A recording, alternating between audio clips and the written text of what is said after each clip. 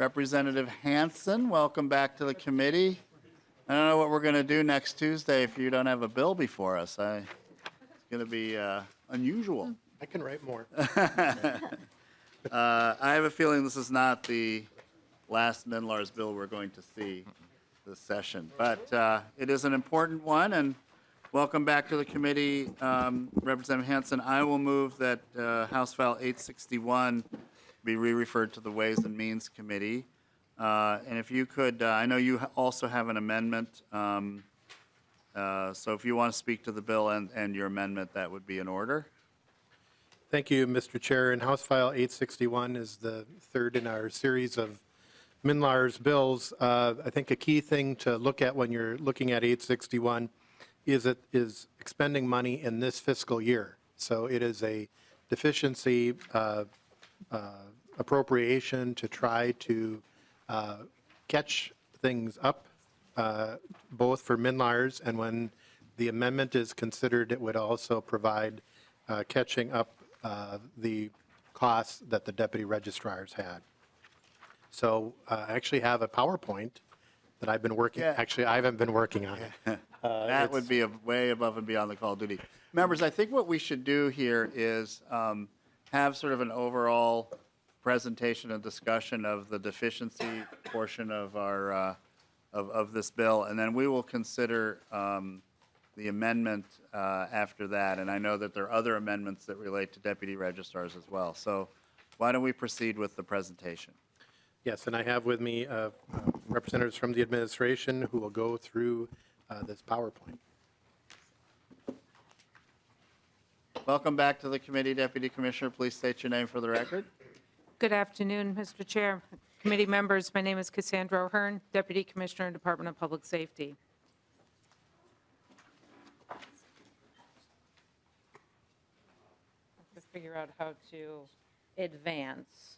Let's try this. All right. The goal of MNLARS obviously is to deliver Minnesotans with the driver and vehicle services that they expect and deserve.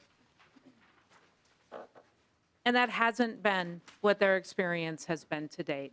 And there have been many hearings, and so I don't want to repeat everything, but as you have heard from deputy registrars and your constituents about their experiences in getting their vehicle and driver services, this has been particularly true since July 2017 with the rollout of MNLARS. The Department of Public Safety hears these concerns and are committed to resolving them. But for the services to function well, there are different components. It takes a computer system and it takes individuals to then process the work. And those individuals come in different forms. Some of them are deputy registrars or driver's license agents, and then there's also a need for driver vehicle services staff as well. And the system does not work for the Minnesotan unless all three of those areas are functioning well.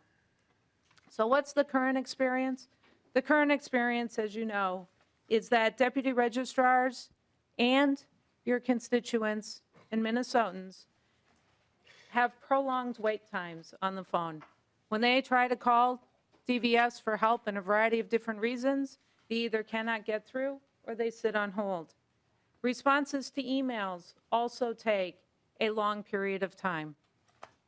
There have been months-long delays to receive driver's licenses and at times vehicle titles. Although vehicle titles are moving, there's still over a month delay at this point. We've had to wait months to get exams scheduled throughout Minnesota. And then, of course, you've heard about the gaps in the functionality and all of the workarounds that deputy registrars and DVS staff have to do in order to process the work for Minnesotans. Excuse me, we have a question from Representative O'Driscoll. Oh, Mr. Chair, I just want to get on the list when we're done with the Oh, presentation. okay, good. That's all. Why don't we do that? Thank you. Let's have Deputy Commissioner O'Hearn go through it's a relatively short PowerPoint, and then we'll take questions at that point. Thank you, but you'll be first on the list, Representative O'Driscoll. Proceed. Thank you, Mr. Chair and committee members. So there's a way forward. And what is that way forward? It's to have the staff and the system investments that are necessary to ensure, again, that all prongs are working, to provide the deficiency funding that's needed yet this fiscal year to continue the MNLARS progress and complete the fast driver services system, to address the DVS customer service staff shortages, to improve those turnaround times to support the Minnesotans who are seeking the services, and to deliver the necessary tools to provide the increased customer service necessary for both, again, citizens and deputy registrars. Of course, way forward costs money, and that's why we're here. This is a summary slide to show how it breaks down. $5.5 million to FAST to finish off their system. We refer to it as phase 2. $6.8 million for the MNLARS system, and then $3.4 million for DVS staff in order to process and get those turnaround times down to an acceptable level. What do you get for the money? The $5.5 million for FAST is going to provide various different features, some of which the deputy registrars have been asking for. The first one on the list is the driver's license agent scanning. Right now, there's a pilot project going on, and we have heard from those deputy registrars that are doing scanning that they like it, and they would like, and others would like to participate. But right now, FAST needs that $5.5 million to make good on that contract and be able to provide those services, as well as some other necessary items that are just needed to finish that system and ensure that it is ready to do everything that it can. One of the things that point out here is connecting the driver and the exam systems. You know, right now, if somebody takes a driver's test, then it needs to manually get entered into the FAST. This will allow those systems to communicate. And anytime you can communicate directly, technology, that removes people having to do it. That removes errors. It also works quicker. So on the vehicle system side, that's broken down as well. You know, how does the $6.8 million get broken down? Most of it's for contractors. $3.6 million on contractors. There are data contractors as well, and those are really working with the data of the system with respect to how the system on conversion and the information that's in there, what needs to be cleaned up. And that is always true when you take a system and you convert it, you have data conversion issues. So those will continue to speed those up. There's $81,000 for business analyst and user acceptance testing, something that has been needed, and the OLA has talked about the importance of user acceptance testing and dedicated staff to provide those business requirements to the technology contractors who are developing the system. And then there's additional equipment costs. And then for the driver services staffing. Now this slide, hopefully you can see it better in your handout. It gets kind of small, but we provided, and I apologize for that, we broke it down so you could see exactly how many staff, what type of staff they are, what are the positions, what were the assumptions about how many months. Because this is a deficiency, not all of these, you know, it takes time to hire them. So some would only be hired in June. Others would be hired right away. And you can see those numbers under the number of months there with respect to what it is. But what it really breaks down to is increasing the title and registration staff that's necessary in order to get those titles processed more quickly. The deputy liaison positions, those are the individuals who work directly with deputy registrars, who answer their questions, whether it's on the phone or travel out into the field to work directly with them. So those staff would be increase the ability to get out to the various deputy registrars' offices. It increases the number of driver's license issuing staff. There is a significant backlog in Real ID and enhanced driver's licenses, as well as standard driver's licenses right now. The system is working and processing those, but there is a backlog, and so people are having to wait, sometimes up to, several months to get their driver's license. Compliance, those are individuals evaluators, and that is where there are significant wait times, both on the phone to get to evaluators, and then for individuals needing to meet with an evaluator to get their license either back or to determine whether somebody, whether it's due to competency, age, those types of things, need to have their license taken away.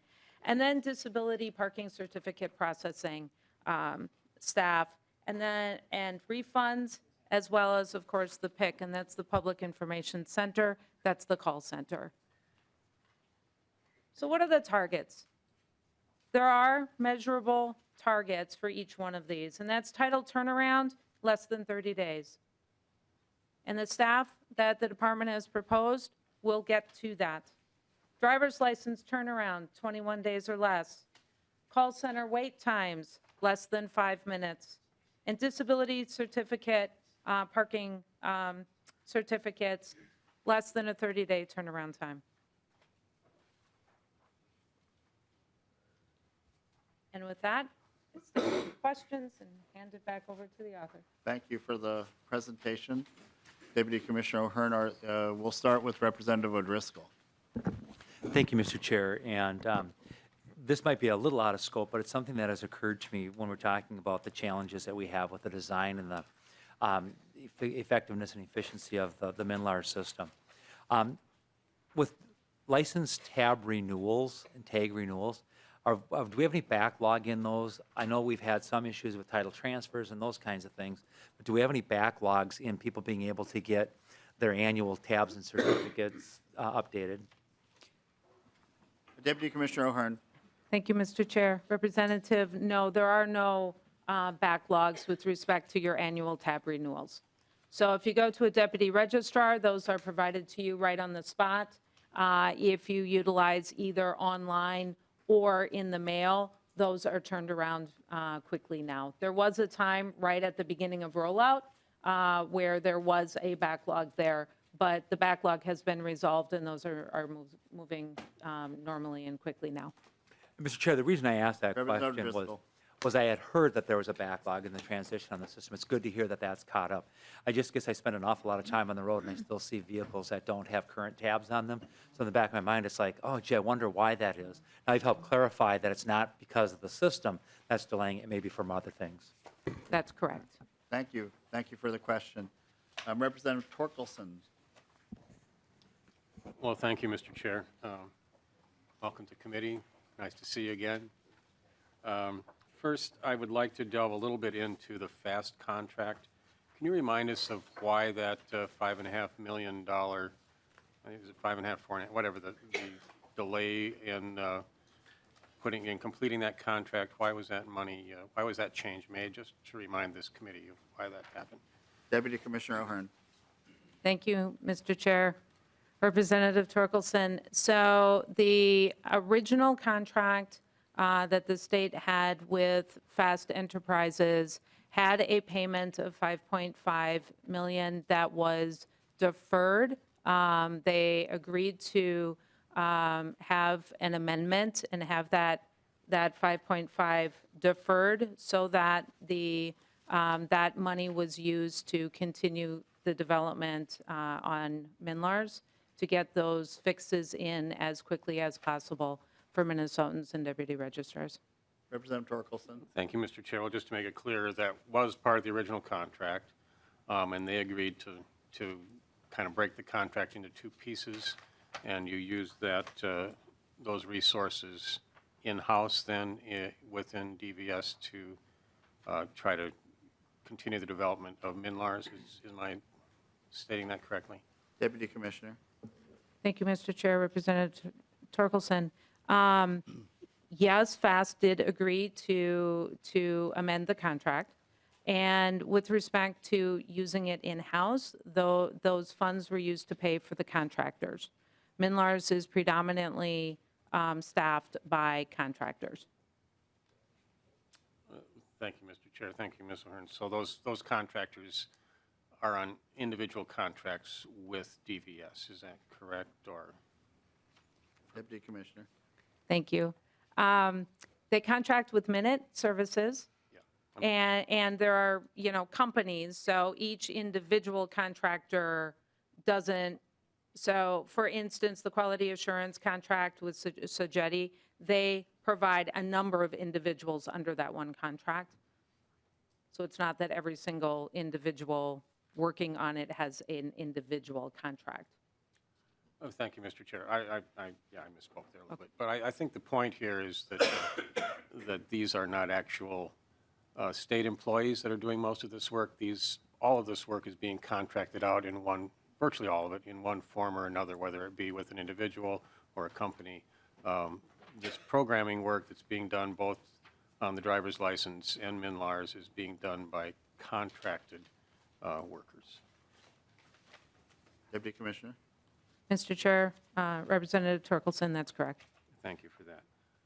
Just Representative Torkelson. one other quick Sure. topic I'd like to dive into a little bit.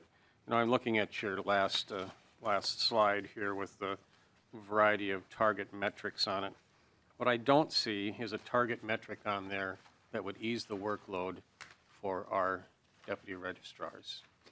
Does any of this work that's being done to improve the system, is it actually going to improve the experience for citizens at the desk and for the people that are conducting these transactions with the public? Because anecdotally, I'm hearing that even the most recent fixes in version 1.15 have not really made it easier for people to transact these business transactions. Actually, they're still taking an inordinate amount of time at the desk to get this work done.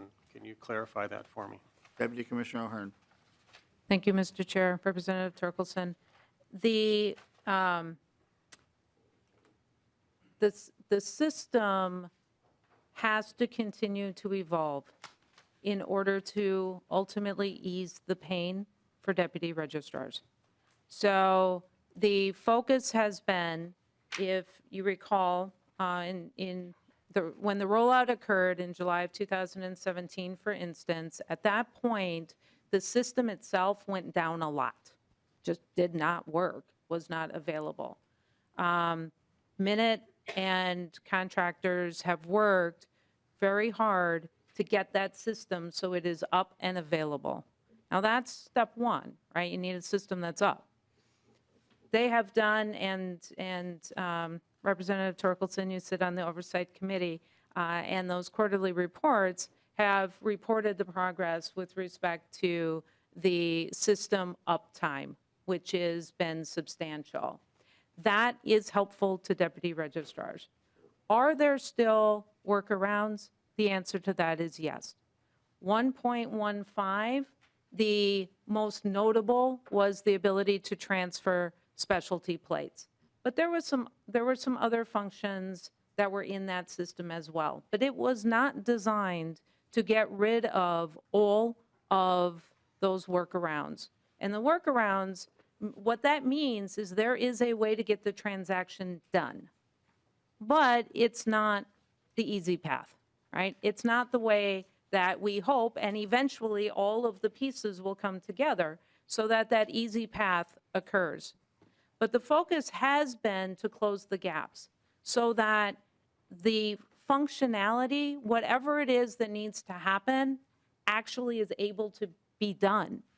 If, for instance, specialty plate transfers could not do that before, now you can do it. There are other transactions which can be done today, but not in the most efficient way, requires workarounds. And as the system continues to develop and tune, those are the areas where the big improvements will happen, because the number of things that you just can't do has been greatly reduced. Then they need to start working on, all right, you can do it, takes too long, how do we now make those, the efficient and tuning of the system. And that will continue into the future. Right now, the focus has been make sure the system works and the functions are there. Well, thank you, Mr. Chair, and thank you for that answer. I guess my final comment for now is that it'd be nice if one of our goals on this sheet was actually making the work easier for the people that are doing the work, that are out there facing the public every day, trying to get these transactions complete. I see, a number of days of delay listed, but I don't see anything listed here that says we are working hard to try and make this system more usable for the people that use it every day. Thank you, Mr. Chair. Thank you, Representative Torkelson. Representative Koznick and then Representative Petersburg. Thank you, Mr. Chair and Deputy Commissioner. Thanks for being back here. And maybe to the author, too. Last year, when we were discussing this issue, we talked a lot about the urgency to provide some funding to get this going and the use of contractors, that if we didn't provide the funding last year, contractors would be going on to other projects and stuff. The contractors that you have listed on here, are these new contractors that you plan on hiring, or are these current people that we have employed that you're going to extend their contracts? What is this? Can you share some light on that part? Deputy Commissioner O'Hearn. Thank you, Mr. Chair. Representative, most of the contracts, they would like to continue, and there is an urgency with respect to this funding. We run into that exact same situation again, that the contractors, if we cannot continue their contracts, will go elsewhere.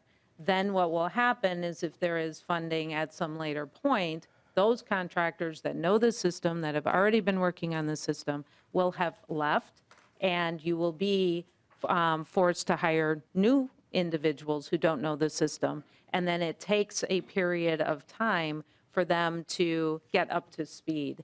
And we, in fact, saw that last year where the individuals, it did delay the development of MNLARS.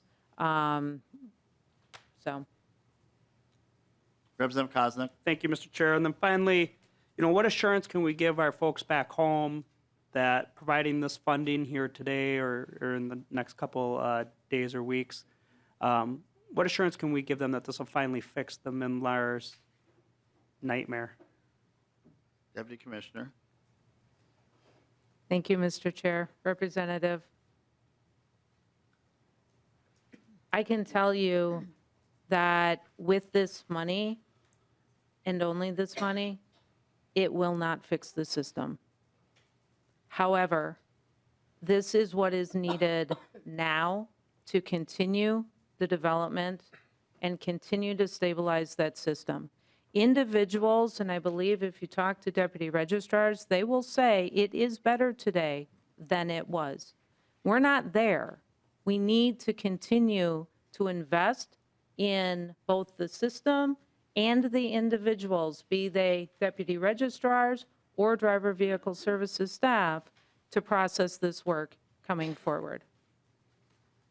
Thank you, Mr. Chair. If I may, one more. Representative Koznick. I appreciate the answer, very honest. When is the end? We're obviously frustrated. We've got people back home that can't believe that it's been 10 years, well over $100 million. They're frustrated. They can't get their plates, their motorcycle tabs online. Those types of issues are well documented. What is it going to take? Because, the committee's been meeting, and, is there a definitive answer? Is there a dollar amount? Can we see the tunnel, the end of the tunnel? Deputy Commissioner. Thank you, Mr. Chair and Representative.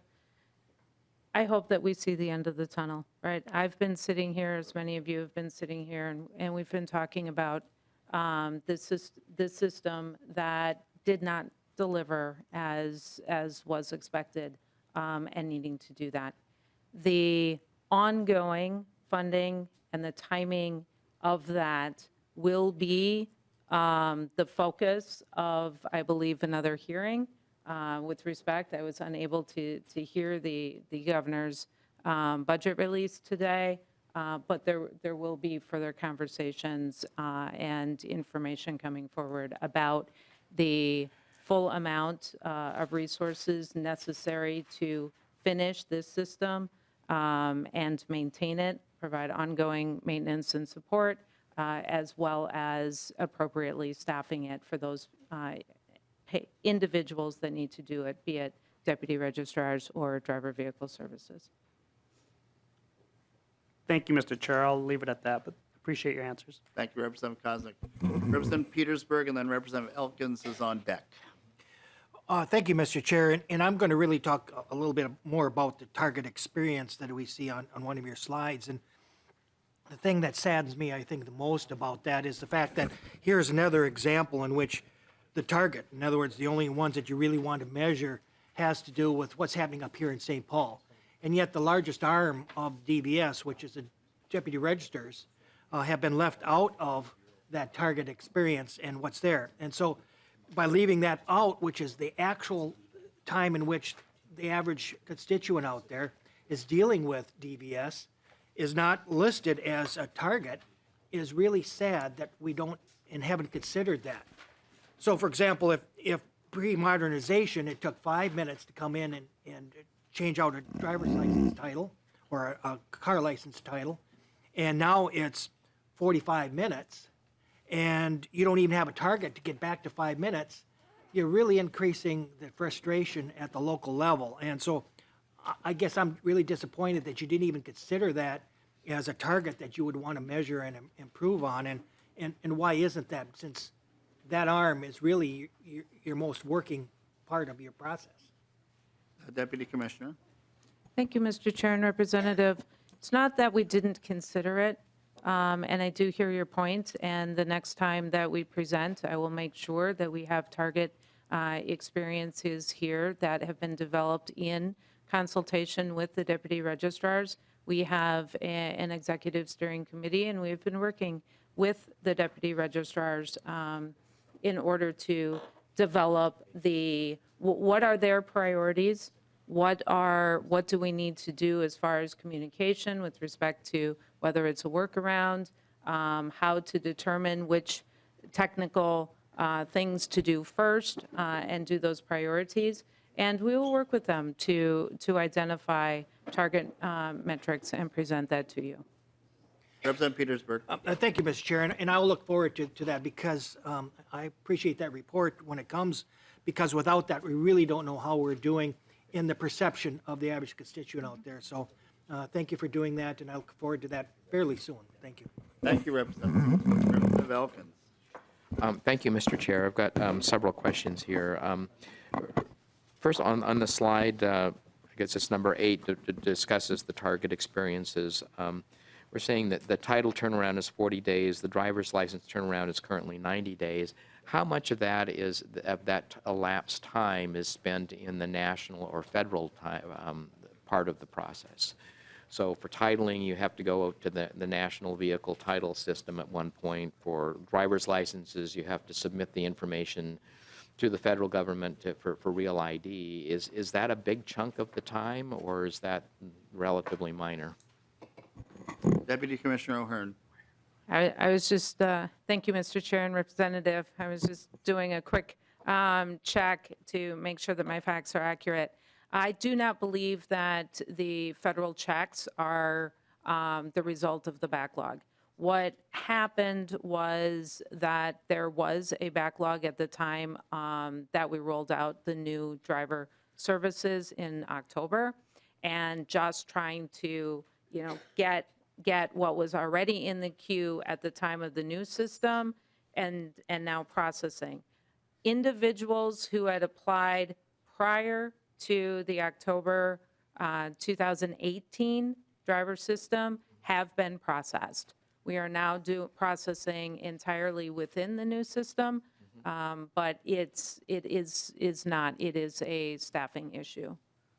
So it's strictly Representative Elkins. Thank you, Mr. Chair. Sorry about that. So at this point, it's strictly staffing. We're not expecting, other than staffing, that further driver's license system or MNLARS enhancements would by themselves reduce those turnaround times.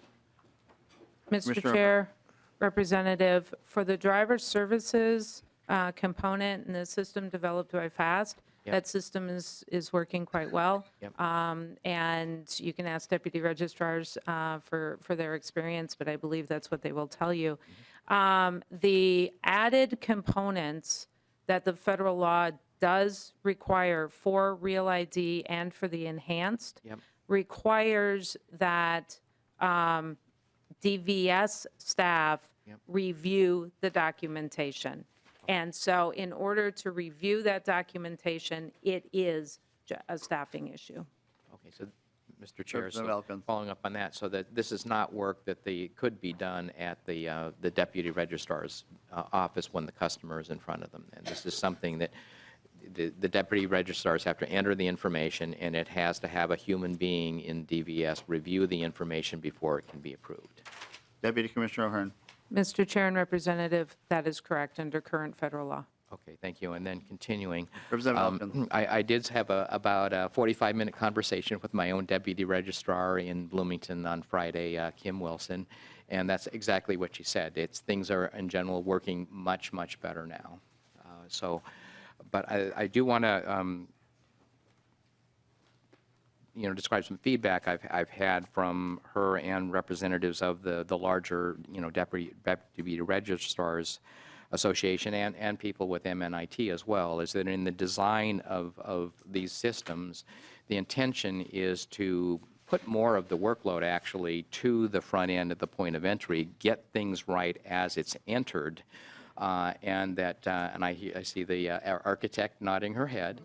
And there should be some expectation in the overall scheme of things that, relatively speaking, work should be shifting from the back office at DVS to the registrars, and that in addition to the compensation we're discussing as part of this bill, there should be some adjustment to the rates of compensation that they're receiving for the time, reflecting the time they're spending on each application.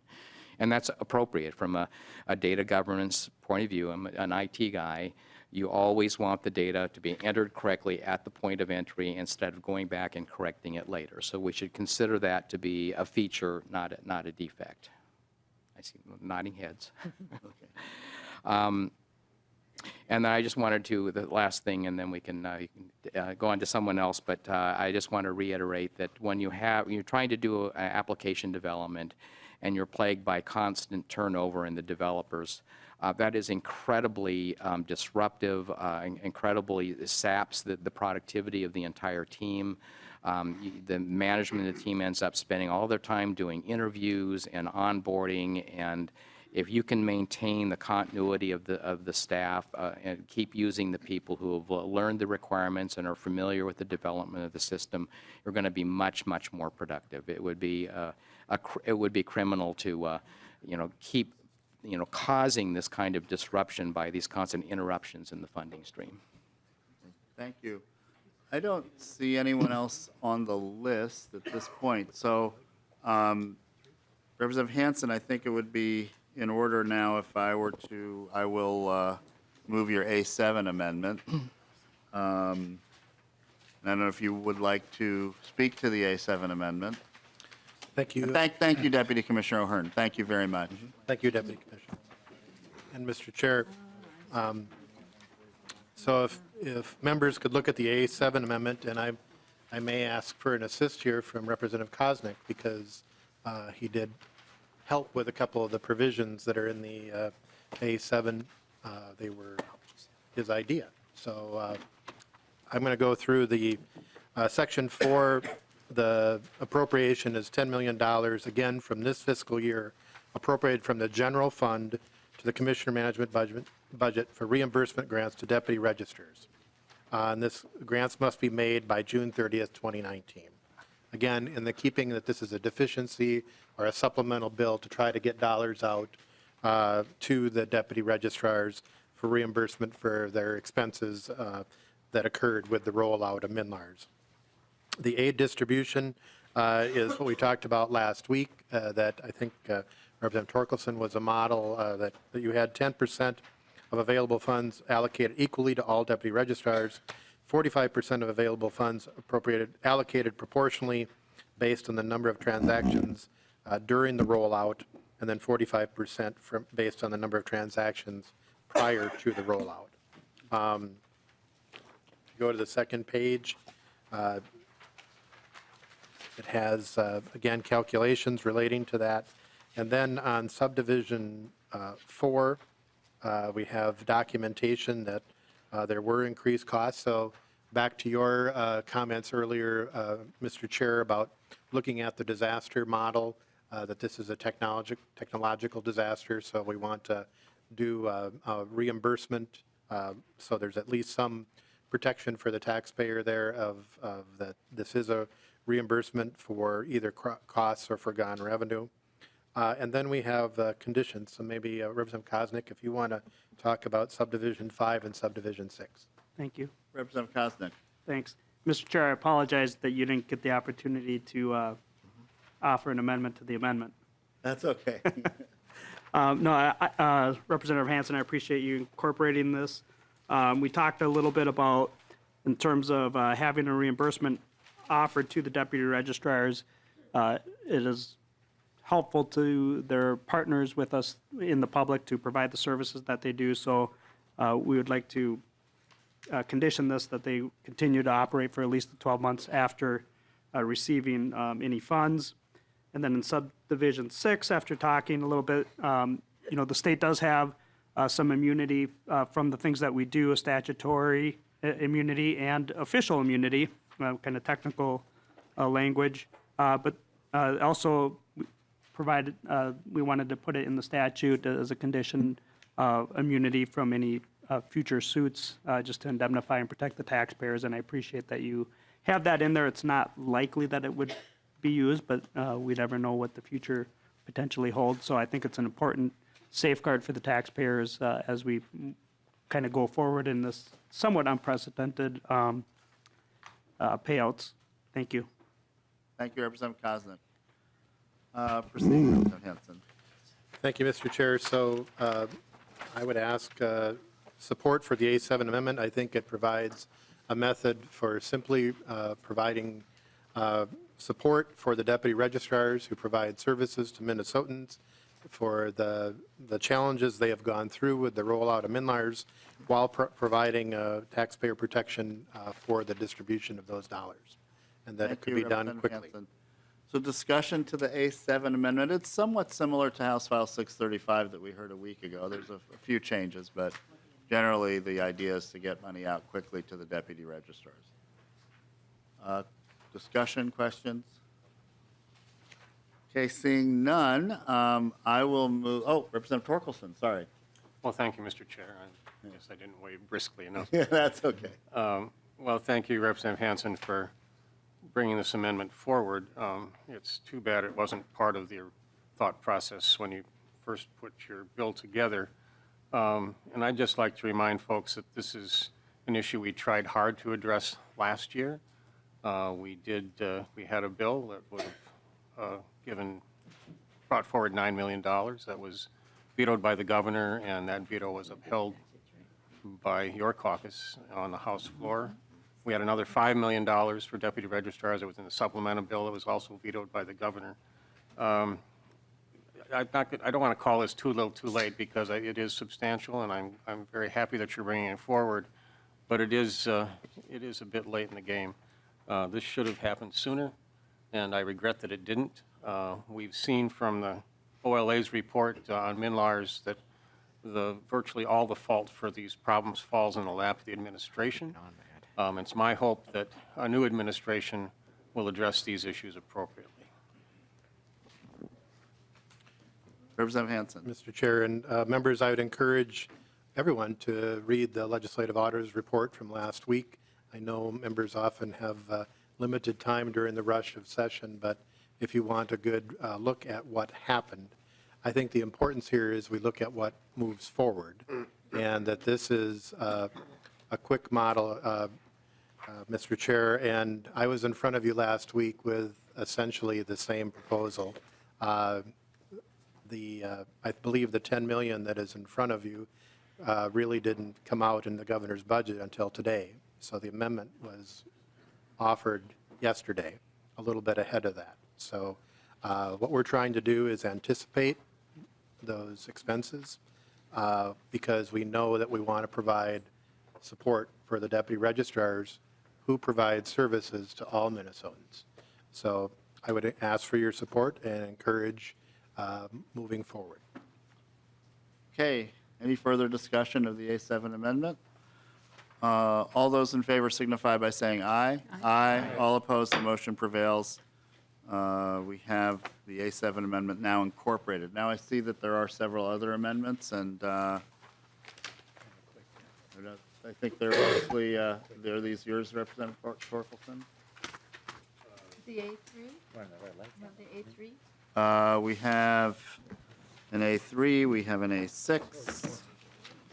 We have, yes, there's also an A3 and an A4. The A3 is mine, Mr. Okay, Chair.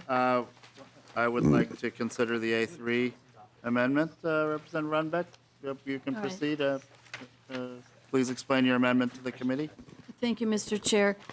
Mr. Chair and members, the amendment before you would reduce the salary by 20% for each of the key positions that were really right in the heart of the issue, the problem that came up and occurred as a result of the MNLARS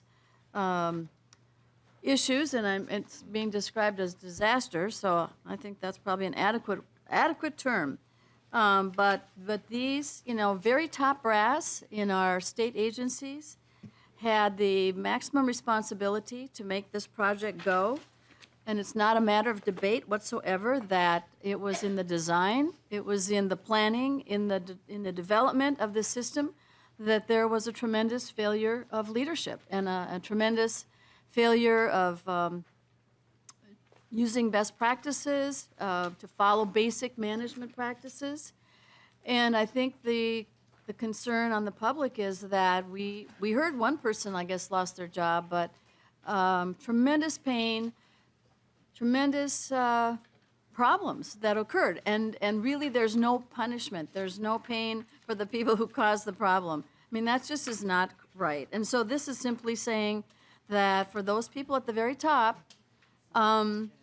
there is an issue where we will reduce the salaries. That seems like a good start, and that's basically the amendment, Mr. Chair. Thank you, Representative Runbeck. Discussion, Representative Hausman. Thank you, Mr. Chair and members. I'm assuming we all know that there's just been an administration change, and commissioners and deputy commissioners and assistant commissioners and division directors, it is surely not going to be possible to track. And if this is intended to hold people accountable, they are no longer there. I mean, I remember some of those names. They are no longer there, and they are certainly not listed here. This was not intended as punishment, but it certainly seems like punishment. We've got to punish someone, so let's name some titles, and we don't really care if it falls on the right person or holds anyone accountable. But the timing of this is off. Thank you, Representative Hausman. Representative Nelson. Well, thank you, Mr. Chair, and I guess the Representative Hausman and I are thinking alike because I read the MNLARS report all the way through and a couple of times, and this goes back to the very beginning when this was when MNLARS was originally passed to go forward. So are we going to go back and dock Governor Pawlenty? Are we going to go back and dock all his commissioners back then and ask them to pay us back? Because they're the ones that caused the problem. It's not the people that are currently in these positions. And so, I mean, it's like we're punishing somebody. We got to strike at somebody. So we're going to strike at the people that are there, the people that are now trying to fix this problem that was caused by past people. And we're going to punish the people that are now. I think this is wrong-headed and short-sighted. Representative L, thank you. Oh, Representative Runbeck Right. wants to So, respond. Mr. Chair, I would just, note that if you read the amendment, you'll see that the salary change would be effective July 1st, 2019. So there's no going back. That's not what it does. But I think in recognition that the public has lost tremendous trust in state government's ability to really roll anything out that is a complex, massive system, there's no longer trust on the part of the public out there. And I imagine even the workers in the department have lost a lot of trust in the fact that these projects can go forward without massive problems. So I think it's an important statement to make, and that's why I'm doing the amendment. Okay, thank you. And Representative Nelson, and that- then we have Elkins, Torkelson, Cagle, and Joachim. And I would say we have several other amendments as well, and I guess I have to make the customary announcement that we have the room at 6 tonight if people want to continue. So just an FYI. Representative Nelson. Well, Mr. Chair, and that's the point I was trying to make. These salary deductions go into effect on July 1st of this year. We're not going back and punishing, if we want to punish people, punish the people that made the mistakes. We're not getting at those people. They're going to get off scot-free. Again, going all the way back to when this started under the Pawlenty administration, we're going to punish the people that are there now that are trying to fix the problem. And that to me, that is wrong-headed, because it's not, I mean, if we want to get our pound of flesh and feel good about punishing somebody for making mistakes, we shouldn't be punishing the people that are new people that are trying to fix this problem. And that's not what this amendment does. What this amendment does is punish those people and doesn't go after the people that actually caused the problems. Thank you. Representative Elkins. Yeah, just the same comment, basically. None of these current office holders are the people who are responsible for what went wrong with MNLARS. They're the people who are trying to fix it now. Thank you. Representative Torkelson. Well, thank you, Mr. Chair. I think we know the likelihood of this amendment passing. But at the same time, I think there's an important point to be made here. Number one, I keep hearing the Pawlenty administration, if 8 years of the Dayton administration isn't long enough to fix this, then perhaps Democrats should quit running for office. Because 8 years isn't long enough, or maybe we just need to not run if that's the case. This lands solidly in the lap of the Dayton administration. There's no doubt about it. It's clear in the auditor's report. Yes, the project was started in the Pawlenty administration, but to somehow claim that you can blame the failure of this on Tim Pawlenty is absolutely ridiculous. We do have a problem here with administration. I wish we could go back and claw back the wages of the people who are at fault. We can't do that. I realize this is symbolic, but we need to do things differently around here. One of the biggest flaws with this program is that we did not evaluate the business processes involved with MNLARS before we started writing the program. We wrote things into this program that were archaic and virtually impossible to program quickly and accurately. So you have things like this base value calculation that's still part of statute that's been tried to be worked into this MNLARS program, and it just doesn't work because the administration of this program was not done properly. If you don't evaluate your business processes before you start writing software, something is seriously wrong. Yes, we can't, penalizing people that are currently in office is not, or in these administrative positions is not going to fix MNLARS, but pointing out that the administration of this whole process is flawed, I think is absolutely appropriate. Thank you, Representative Torkelson. And Representative Cagle. Thank you, Mr. Chair, and this is kind of to piggyback on Representative Torkelson's point. We do need to do things differently, and in order to fix the problem, we need to attract top talent. We need smart people, and so I think this amendment would probably deter the best applicants from wanting to take these positions, and so I think it would be kind of, it would harm us more than it would help us. Okay.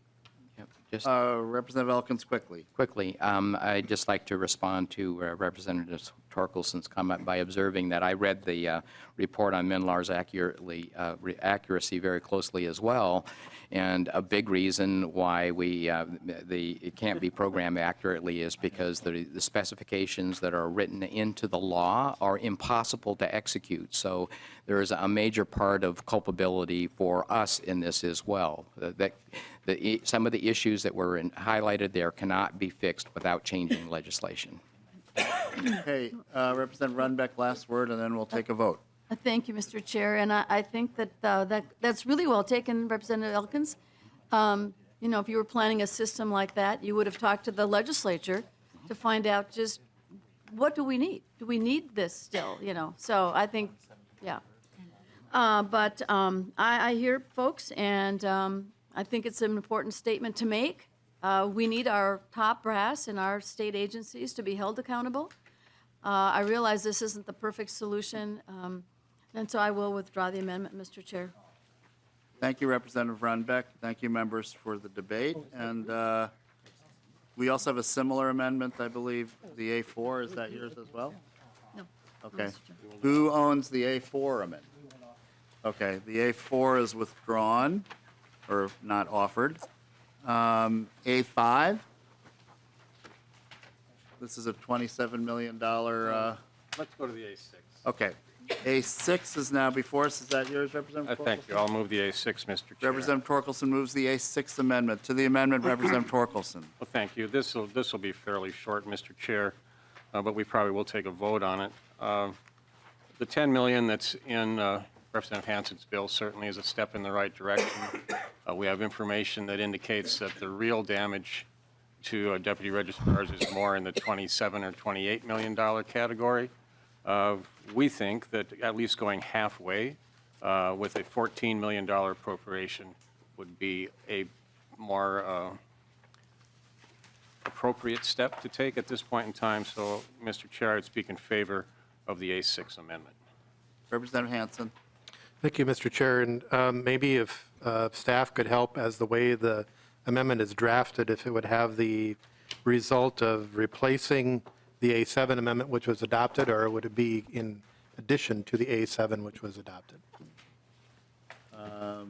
Mr. Burris, want to take a crack at that? Yeah, Mr. Chair and members, I would read this as cumulative. So the effective adoption of the A6, given that the A7 has already been adopted, would be deputy registrar aid distributed with a total amount being 24 million. Representative Hansen. Thank you, Mr. Chair, and I think you heard testimony earlier from the Deputy Commissioner that there will be additional budget proposals coming for the biennium. This is a deficiency payment that is 10 million. I think the fiscally responsible position right now is to vote no on the A6 amendment. The A7 amendment would be retained and provide $10 million instead of $24 million. Representative Torkelson. Mr. Chair, I'd like a roll call on the A6. Okay. Roll call has been requested on the A6. Is there further discussion? Members, I would also concur with Representative Hansen and urge a no vote. This money has been, is in the governor's budget, and it's general fund money, and I think it would be wise and prudent to move this money out quickly, and if there are further issues, we will address those, but right now, this is budgeted money. I think there's some broad consensus that this is a figure that is similar to what we had last year, and we should move quickly and get this done. So for that reason, I urge a no vote, and if there's no further discussion, Ms. Stephen will take the roll. Chair Hornstein? No. Representative Tabke? No. Representative Torkelson? Aye. Representative Bernardi? No. Representative Elkins? No. Representative Hausman? No. Representative Heinrich?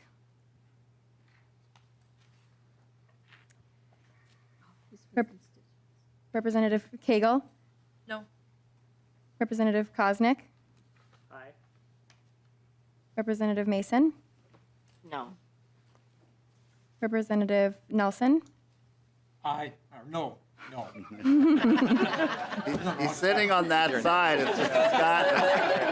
Eyes okay. Yeah. Yes, it's okay. Representative O'Driscoll? Aye. And I do mean aye. Representative Petersburg? Yes. Representative Richardson? No. Representative Runbeck? Aye. Representative West? Yes. Representative Wolgamott? No. Representative Joachim? No.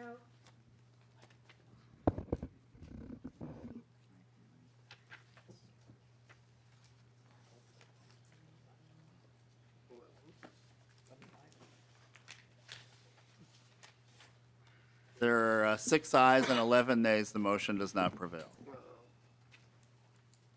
Thank you, Representative Torkelson. Are there any further amendments that for consideration? Okay, we have now one final vote on this bill, and that is House File 861 as amended. I have a couple of quick comments, and then I'll have the last word with Representative Hansen will have the last word on this bill. So members, I appreciate the good discussion that we've had today.